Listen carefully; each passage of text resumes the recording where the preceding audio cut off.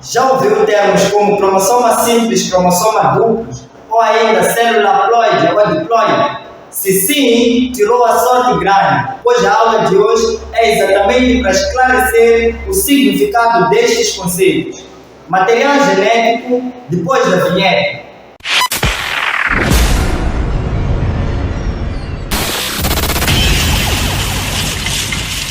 Saudações a todos, sejam bem-vindos a mais uma aula de Biologia. A nossa aula de hoje será para falar dos cromossomas, onde vamos abordar o seu conceito, tipos de cromossomas e algumas anomalias ou aberrações cromossômicas que ocorrem no organismo. Para começar, vamos definir cromossomas. Portanto, na nossa aula de hoje falaremos do material genético, como já tínhamos dito, e dentro desse tópico de material genético falaremos especificamente dos cromossomas, que é um nome bem comum dentro da biologia. Então, vamos começar definindo o cromossoma e como definição podemos dizer que cromossoma será a união de uma grande molécula de DNA que estará associada a proteínas, e essas proteínas são chamadas de proteínas histonas.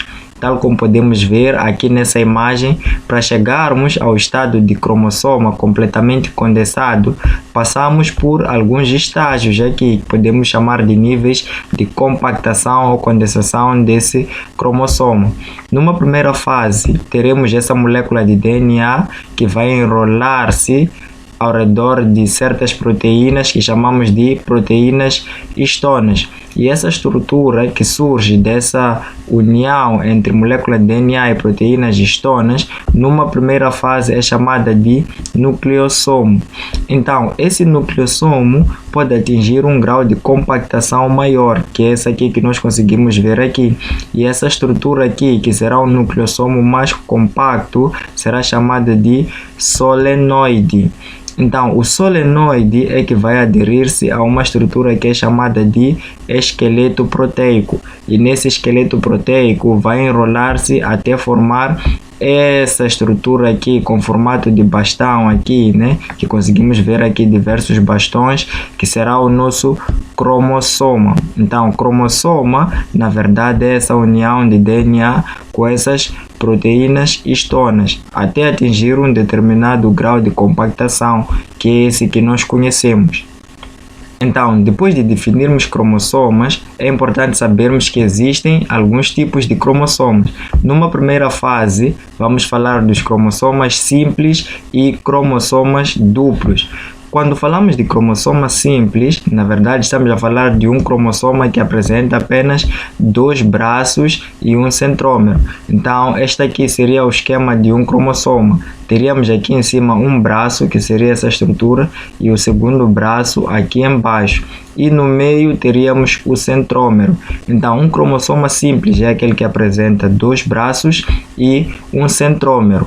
Enquanto que quando falamos de cromossoma duplo, estamos a falar de um cromossoma que vai apresentar 4 braços, conseguimos ver aqui 1, 2, 3, 4 braços e um único centrômero. Então a diferença está aqui, enquanto que o cromossoma simples vai apresentar apenas 2 braços, o cromossoma duplo apresenta 4 braços e os dois têm o único centrômero. Quando prestamos atenção nessa estrutura, dá a impressão de serem 2 cromossomas simples unidos. Porém, quando esses cromossomas estão aqui formando esse cromossoma duplo, chamamos de cromátide ou cromatídeo. Quer dizer, quando temos um cromossoma simples sozinho, chamamos de cromossoma simples. Mas quando temos um cromossoma simples aderido a outro cromossoma simples, formando um cromossoma duplo, já não chamamos de cromossoma simples, esta metade aqui, mas sim de cromatídeos ou cromátide, dependendo do idioma. Portanto, aqui teríamos a imagem de um cromossoma simples e um cromossoma duplo. Além de classificarmos quanto ao número de braços para sabermos se é simples ou duplo, é possível também classificar os cromossomas quanto à posição do centrômero. E nessa classificação teríamos 4 tipos de cromossomas. O primeiro cromossoma seria o que nós chamamos de metacêntrico. O cromossoma metacêntrico seria aquele cromossoma que tem o centrômero no meio, quer dizer, exatamente no centro do cromossoma. Quando temos um cromossoma que tem o centrômero no centro do cromossoma, chamamos de metacêntrico. Enquanto é possível ter um caso em que o centrômero estará um pouco desviado para um dos lados. Quando acontece assim, já chamamos esse cromossoma de submetacêntrico, porque aqui temos o centrômero um pouco desviado para uma das extremidades. Agora, esse grau de desvio do centrômero pode piorar ainda. Quando acontece assim, encontramos um cromossoma que tem um centrômero praticamente noutra extremidade, já chamamos de acrocêntrico. Enquanto que, quando encontramos um centrômero praticamente na borda do cromossoma, quer dizer, dá essa impressão de só termos 2 braços ao invés de 4, como vemos nesses outros, aí já chamamos de telocêntrico. Não significa que temos 2 braços aqui, temos 1, 2, 3 e 4, só que esses outros 2 aqui estão praticamente cobertos pelo centrômero, por isso que chamamos esse cromossoma de telocêntrico. Então, temos aqui um cromossoma metacêntrico com centrômero no centro, submetacêntrico, o centrômero desviado um pouquinho, acrocêntrico, mais desviado quase na extremidade, e o telocêntrico, o centrômero está praticamente na borda do cromossoma. Então, esses cromossomas que nós classificamos aqui podem encontrar-se no interior das células, formando o que nós chamamos de cromossomas homólogos. Para entendermos melhor o que é um cromossomo homólogo, vamos usar esses termos que também aparecem bastante dentro da biologia, que são as células diploides e células haploides. Já ouvimos diversas vezes esses termos. Então, uma célula diploide é aquela que vai apresentar cromossomas homólogos. Primeiro grava isso. Uma célula diploide é aquela que apresenta cromossomas homólogos, ao passo que uma célula haploide é aquela que não apresenta cromossomas homólogos. Uma célula haploide é aquela que não apresenta cromossomas homólogos. Afinal de contas, o que seriam cromossomas homólogos? Cromossomas homólogos são esses cromossomas que nós conseguimos ver aqui, que são semelhantes em tamanho e forma. Ou seja, cromossomas homólogos são cromossomas semelhantes em tamanhos e formas, e ainda encontram-se agrupados aos pares. Podemos ver aqui esses 2 aqui agrupados, esse par de cromossomas são similares em tamanho e forma. O mesmo acontece com esses 2 cromossomas aqui. Podemos ver uma imagem um pouco mais real dos cromossomas aqui embaixo. Então temos aqui esses 2 cromossomas, que no caso seriam 2 cromossomas submetacêntricos. São similares em tamanho e forma. E aqui também teríamos 2 cromossomas acrocêntricos. São similares em tamanho e forma. Então, quando temos cromossomas similares em tamanhos e formas dentro de uma célula, chamamos essa célula de célula diploide e apresenta no seu interior cromossomas que chamamos de cromossomas homólogos. Por outro lado, quando não temos cromossomas homólogos, chamamos essa célula de célula haploide. Conseguem ver aqui que temos diversos tipos de cromossomas dentro da célula. Nenhum é similar em tamanho nem em forma. Aqui embaixo também conseguimos ver melhor. Por exemplo, teríamos aqui na parte inicial um cromossoma que podemos classificar como acrocêntrico. Aqui teríamos um cromossoma telocêntrico, aqui teríamos um cromossoma metacêntrico e aqui teríamos um cromossoma submetacêntrico. Então, temos diversos cromossomas de diversas formas e diversos tamanhos dentro da mesma célula. Então, quando esse caso acontece, chamamos de célula haploide. Depois de entendermos melhor o que é um cromossoma, vermos os tipos de cromossomas e ainda classificarmos as células quanto à presença ou ausência de cromossomas homólogos, podemos entrar para um tópico que é conhecido como cariótipo humano. Aqui não vamos explorar muito o cariótipo humano, porque será um tema que vai aparecer mais dentro da genética e não muito aqui na citogenética ainda. Mas nessa primeira fase é importante entendermos que cariótipo seria o conjunto de todas as características que estão relacionadas com a forma dos cromossomas. Por exemplo, quando trabalhamos com o cariótipo humano, que seria a nossa espécie, Homo sapiens sapiens, então podemos entender que nas mulheres vamos encontrar um cariótipo constituído por 22 pares de cromossomas autossomos. Então, cromossomas autossomos são aqueles cromossomas que não estão relacionados a características sexuais. Por exemplo, os cromossomas que serão responsáveis pela coloração dos olhos, tipo de cabelo, esse tipo de características que não está diretamente ligado ao sexo. Então, são chamados de cromossomas autossomos. E também vamos encontrar um par de cromossomas sexuais. Então, os cromossomas sexuais são esses que já estão relacionados a características diretamente ligadas ao sexo. Significa que a mulher teria um total de 23 pares de cromossomas, sendo 22 pares autossomos e um par sexual. Quando dizemos par, quer dizer que são dois. Então, se contássemos um cromossoma, estamos a dizer que uma mulher da espécie humana teria um total de 46 cromossomos. Então, uma mulher humana tem 46 cromossomos. 44 seriam autossomos e 2 seriam sexuais. Ou em pares, 22 pares seriam autossomos e um par seria sexual. Agora, quando entramos no cariótipo masculino, vamos perceber que o homem da espécie humana também apresenta 22 pares de cromossomas autossomos, tal como as mulheres, e apresenta também um par de cromossomas sexuais. Então, totaliza também 23 pares de cromossomas, ou seja, 46 cromossomas. A diferença aqui entre o cariótipo feminino e masculino na espécie humana é que o cariótipo feminino é representado por essas duas letras, XXX, ao passo que o cariótipo masculino é representado por XY. Então, a presença desse cromossoma Y é que determina se você nasce homem ou mulher. Se é XXX mulher, se é XY, então é um homem.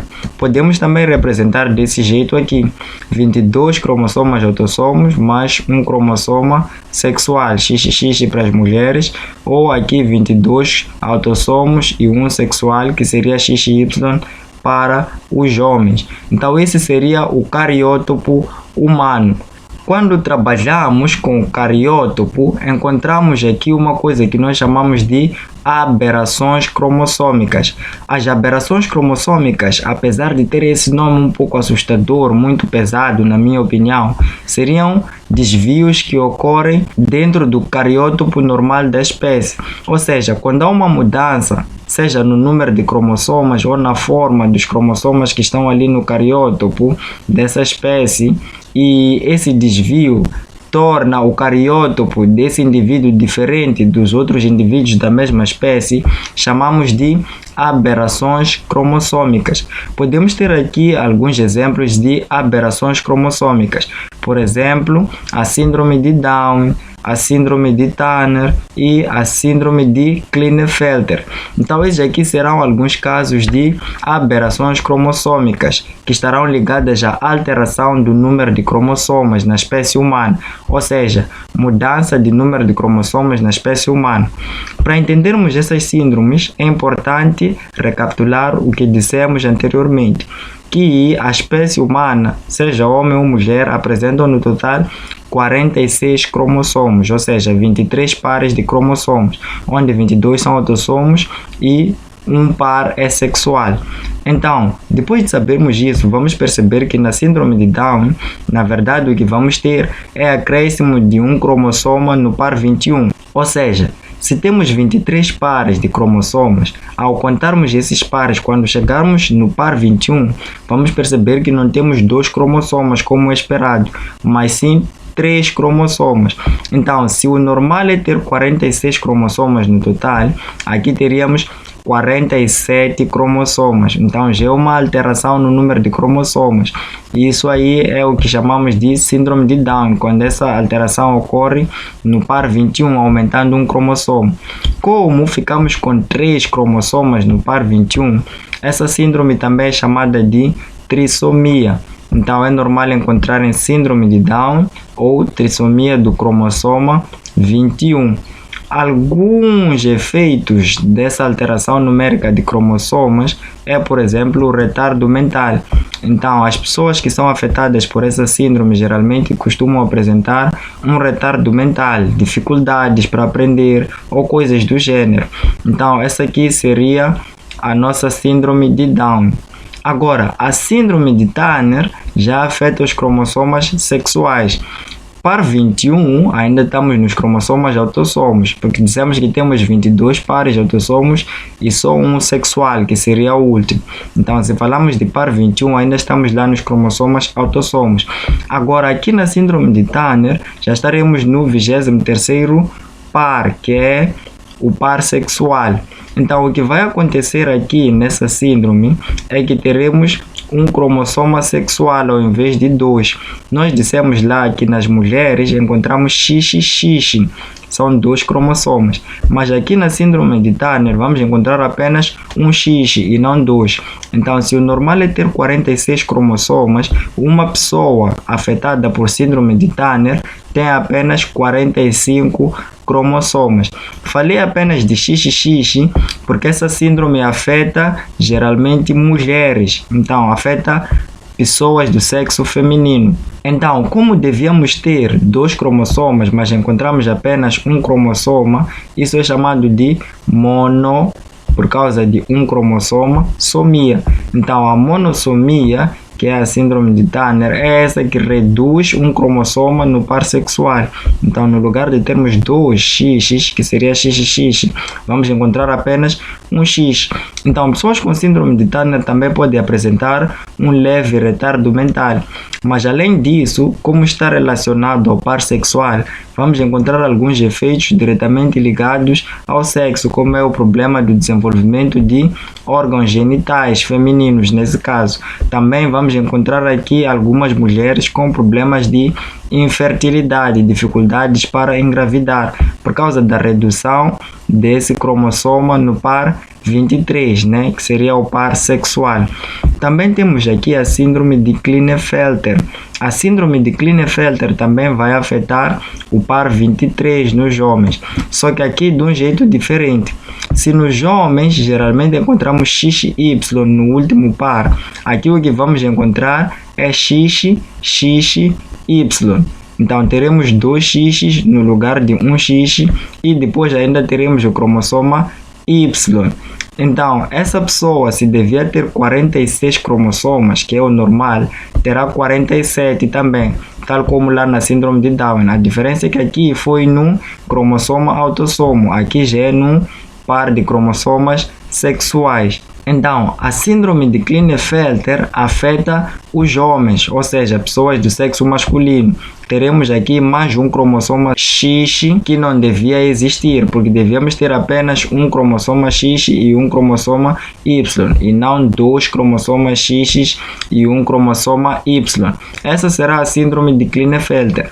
Ela também pode causar um leve retardo mental, mas também, como está relacionado ao sexo, trará problemas mais ou menos similares à síndrome de Turner, porém nos homens. Então, homens que também têm síndrome de Klinefelter vão apresentar problemas no desenvolvimento dos órgãos genitais, também podem apresentar esses problemas de infertilidade, dificuldades para engravidar.